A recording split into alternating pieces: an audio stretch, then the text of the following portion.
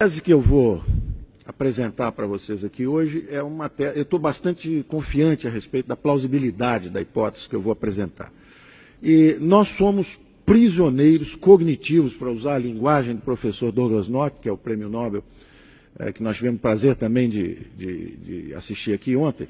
Nós somos prisioneiros cognitivos, nós estamos prisioneiros do nosso próprio espaço mental, dessa própria construção que criamos no Brasil, e cuja tradução principal, eu, como eleitor, não tenho um candidato em quem votar 2, 3, 4 eleições. Porque eu posso escolher entre o social reformista Ciro Gomes, entre o social populista Antony Garotinho, entre o social sindicalista Lula, o social democrata programático Serra ou Fernando Henrique e assim por diante. Então, o Brasil é prisioneiro da armadilha cognitiva social-democrata. Baixo crescimento, desempenho econômico medíocre, e eu vou traçar aqui uma história curta de como nós produzimos essa prisão, de por que o Brasil, que foi um país que no século passado, nos primeiros 70, 75 anos, foi a economia que mais cresceu no mundo, 7,3%, 7,4%, por 70 e poucos anos ininterruptos, à frente inclusive do Japão, porque o Brasil foi atingido em pleno ar, fulminado, quebrar a dinâmica de crescimento do país, e nós estamos prisioneiros dessa armadilha de baixo crescimento. Essa história é relativamente curta e relativamente simples. Ela começa no crepúsculo do governo militar, onde você tem uma centralização, governo federal, os braços armados da intervenção estatal são as empresas estatais, Telebrás, Eletrobras, Portobras, Siderbras, Nuclebras, etc. Programa da Ferrovia do Aço, 15 bilhões de dólares, programa nuclear, 15 bilhões de dólares, Transamazônica, 9 bilhões de dólares, gastos excessivos públicos, e vamos para o ocaso do regime militar em meio a acusações de autoritarismo e corrupção.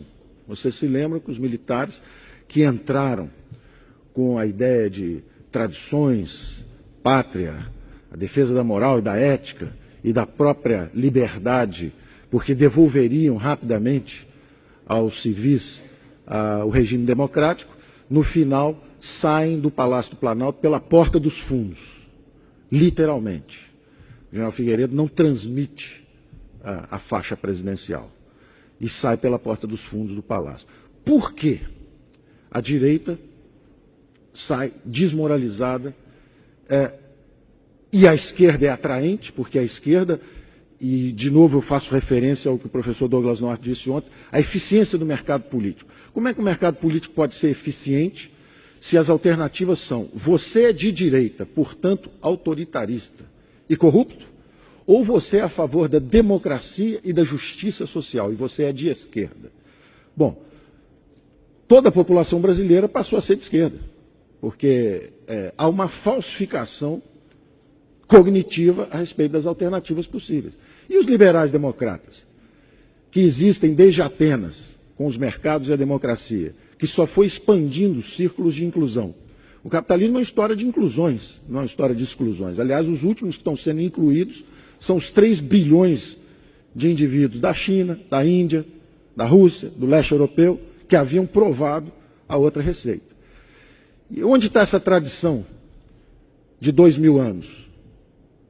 De democracias e mercados, primeiro entre os gregos, Esparta, militarista e autárquica, ganha a Guerra do Peloponeso e começa o declínio da civilização grega. Não é acidente. O socialismo é um episódio relativamente curto da história humana, sangrento bastante pelas reações que produziu, né? 2 guerras mundiais, 120 milhões de pessoas atingidas, mortas, ou em combate, ou por torturas e repressões internas. A sociedade aberta quase faleceu no século passado, foi asfixiada pelos dois extremos, pelo socialismo, pelo comunismo de um lado, nas sociedades fechadas, e pela reação nacional socialista, que era o nazismo, de um lado, também extremo. E onde estão os liberais democratas, que eram a favor de democracia e economia de mercado? Os amigos da liberdade, sempre ameaçados pelos dois extremos. E não são conservadores. Conservador é quem quer conservar. Os liberais nunca quiseram conservar. Assistimos ontem também a conversa sobre a grande sociedade de livre acesso, né? Que é o que a democracia e os mercados têm feito. E o socialismo, então, é absorvido pela grande sociedade aberta simplesmente como uma síntese de solidariedade. É a única coisa que restou do socialismo aproveitável. Né? Ele entra no lugar da religião, que ele sempre detestou, ele entra no lugar da solidariedade, do instinto de solidariedade, que realmente numa organização global há inseguranças no coração do homem, o indivíduo se sente desprotegido e precisa da tal rede de proteção social. E fica então aquela falsa promessa de que com o socialismo você pode entregar aquilo. Ora, as populações que se entregaram a essa busca implodiram e estão hoje tentando reingressar no capitalismo globalizado, sem encargos sociais, sem encargos trabalhistas, sem proteções e pedindo pela inclusão do lado de cá. O Brasil, sociedade politicamente fechada, início dos anos 80, tateando no escuro, procurando uma direção. Se você é um democrata, está a favor do restabelecimento do regime democrático e é a favor da justiça social, junte-se a nós. E começa uma competição infernal de um mercado político ineficiente, porque ele é prisioneiro de uma mentalidade equivocada, obsoleta e passada. E aí nós temos um fascinante desfilar de tragédias, nas 3 dimensões do nosso grande equívoco, que é essa armadilha social-democrata. Quais são as 3 dimensões? A primeira dimensão são as disfunções financeiras. Então, vamos examinar orçamentos, a história dos orçamentos aí nesses últimos 20 anos, as 2 décadas de democracia. A primeira grande onda intervencionista vem com os militares, que levam os gastos públicos para 22%, 23%, 24% do PIB. E, como vimos, investindo em capital físico, instalações industriais, máquinas e equipamentos. O capital humano jogado para o lado. Educação, saúde, habitação, segurança, justiça, esse troço para o lado. E o que a gente tem realmente são grandes empresas estatais e grandes projetos federais. Na hora que você abre politicamente, a pressão social é colossal pelo resgate da dívida social, né? As desigualdades de oportunidades. De um lado, políticos inebriados, em busca do poder finalmente atingido com a abertura política.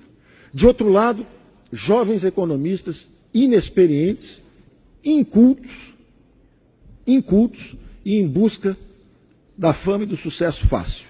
Oferecem soluções rápidas, sem reforma do Estado, sem explicitar esse conflito de reforma do Estado que seria necessário e que nós não fizemos até hoje. Vende-se uma receita fácil. É só congelar preços, usar uma âncora cambial, fazer uma tablita de conversão, está feito o plano cruzado. É uma falsificação da realidade. É como viabilizar a classe política gastar mais, oferecendo uma solução inorgânica, disfuncional, falsa. Aquilo dura 1, 2, 3 anos de glória, implode, explode, o Brasil vai para uma moratória externa, caça bois no pasto, persegue empresários e começa a nossa tragédia financeira. Saímos daquilo ali, vamos para outra disfunção. Aprendemos que não podemos usar política monetária irresponsavelmente, nem dar o calote externo. Então agora vamos usar a política monetária. Aí começa o plano real, bem concebido, interessante, porém também centrado num instrumento. Os primeiros 4 anos de plano real, o valente Gustavo Franco defendendo lá a fronteira, sozinho, cercado de índios por todos os lados, até o ataque final, onde ele é derrubado também, porque não há reforço. Houve déficit fiscal durante os primeiros 2, 3, 4 anos de plano real. Quer dizer, então, você fazer a política de estabilização sem reforma do Estado, sem transformações, só na base da política monetária, é como diz hoje o Afonso Bevilacqua, diretor do Banco Central, é fazer cirurgia de córnea com picareta. Que, aliás, ele está fazendo muito bem. Cirurgia de córnea com picareta. Quer dizer, realmente a meta inflacionária vai ser atingida, agora é um custo elevado, porque ninguém mais trabalha. E a fórmula dos políticos é sempre essa. Bota meia dúzia de jovens valentes lá, eles vão defender e vão fazer o que está combinado, enquanto a gente do resto não faz nada. Essa tem sido a forma de defesa da classe política brasileira. É um espremedor de suco de jovens talentos. Os economistas são exprimidos, um a um, viram suco, são usados, enquanto se perpetuam os mesmos políticos lá em cima. E eles vão oscilando. E aí a gente passa tendo analisado essas disfunções são claras. Se você gasta muito, primeiro você causa uma hiperinflação. Aí você aprende, não posso emitir moeda. Agora eu vou emitir muita dívida. Aí você causa 1 trilhão de dívida, quase 500 bilhões de dólares. Uns 3 ou 4 planos Marshall. Dava para reconstruir a Europa 3 ou 4 vezes. Isso foi o que nós gastamos para estabilizar a economia brasileira. E não está garantido, porque a qualquer momento, se o Banco Central sai, está tudo solto outra vez. É lamentável. Então, são disfunções financeiras que, na verdade, são epifenômenos do mesmo mal. São sintomas epidérmicos do mesmo mal. O mal é um só. Gastos públicos de 20% para 40% do PIB. Bom, isso tem também a dimensão política. Qual é a dimensão política? É a desmoralização de todo o espectro político brasileiro. Primeiro estão desmoralizados os partidos de direita fisiológicos que apoiaram o regime militar autoritário e corrupto. Então vamos agora para o PMDB, que o PMDB é o grande campeão da liberdade, doutor Ulisses, doutor Tancredo, a campanha pelas diretas, etc. Entra lá o PMDB. O que é o PMDB 3 ou 4 anos depois de populismo e demagogia? Com plano cruzado, com coisas desse tipo. Em que se transforma o PMDB? Em algo aparentemente muito feio, porque saem de lá os dissidentes e criam o PSDB em nome da ética. Então, em vez do doutor Ulisses e do Tancredo, aparentemente estariam lá o Newton Cardoso, Orestes Quercia, etc., e aquilo teria virado um partido de esquerda populista e fisiológico. Então vamos criar um doutrinário e programático, é o PSDB. Bom, 2 mandatos após, o mesmo crescimento econômico medíocre, de 2,3%, que aliás é a média do crescimento econômico dos últimos 25 anos. Está todo mundo aborrecido, porque o ano passado cresceu 2,5%, eu não entendo o aborrecimento. Há 25 anos que cresce 2,5%. Por que tanta dor? Né? Já era para ter se habituado. É comovente a regularidade desse desempenho medíocre. Deve haver algo sistemicamente errado. Não é? Bom, o PSDB é acusado e perde eleição em nome da ética, em nome da falta de transparência, por causa das privatizações no limite da irresponsabilidade, não é? Por causa da compra de votos para a reeleição, perdem a eleição e entra a esquerda transparente e ética.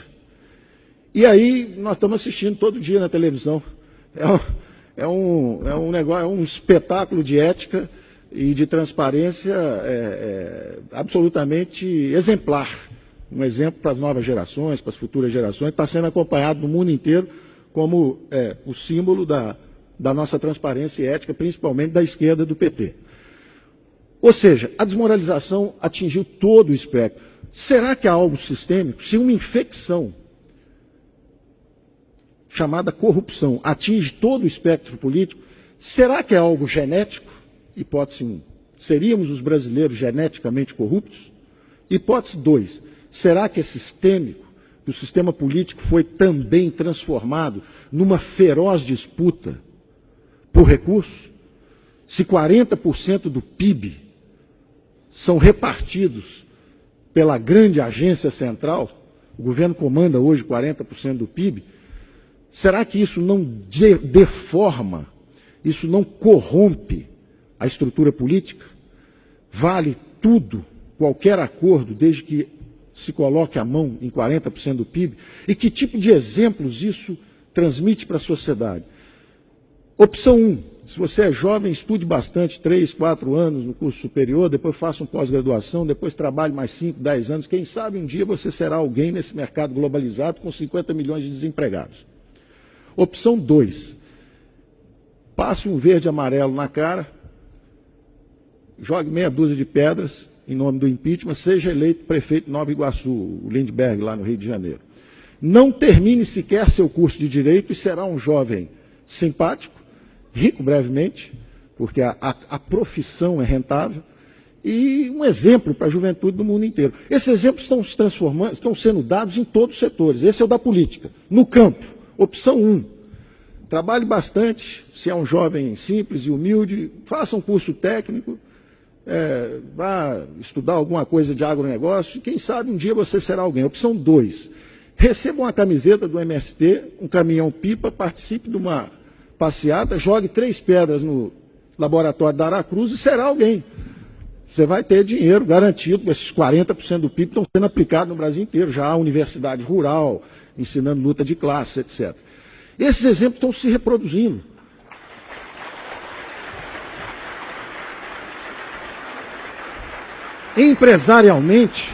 Empresarialmente é a mesma coisa. Opção 1, lute competitivamente no seu mercado e compita com 80 milhões de brasileiros por uma fatia. Opção 2, vá a Brasília, consiga um contrato de fornecimento de material para o Exército, um contrato de fornecimento.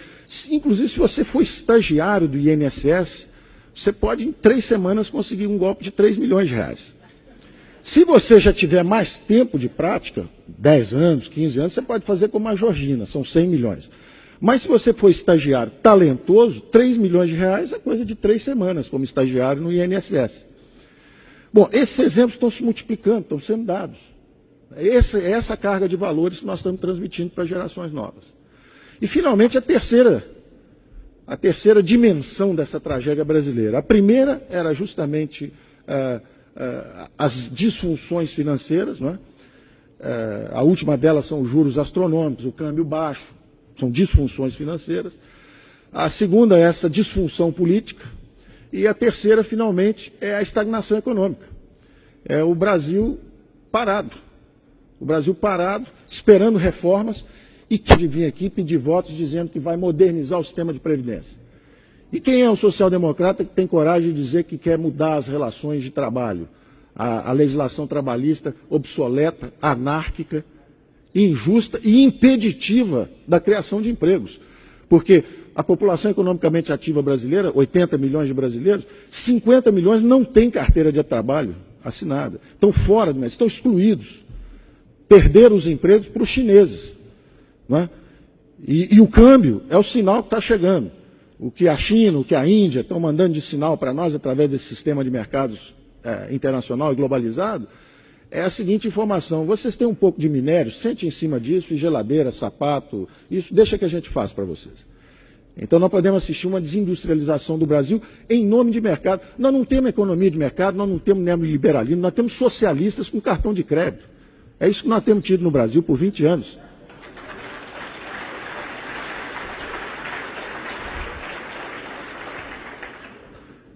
E hoje, o desafio da estagnação econômica é o seguinte: você tem uma bola de ferro na perna direita, que é excesso de impostos, a bola de ferro na esquerda, juros elevados.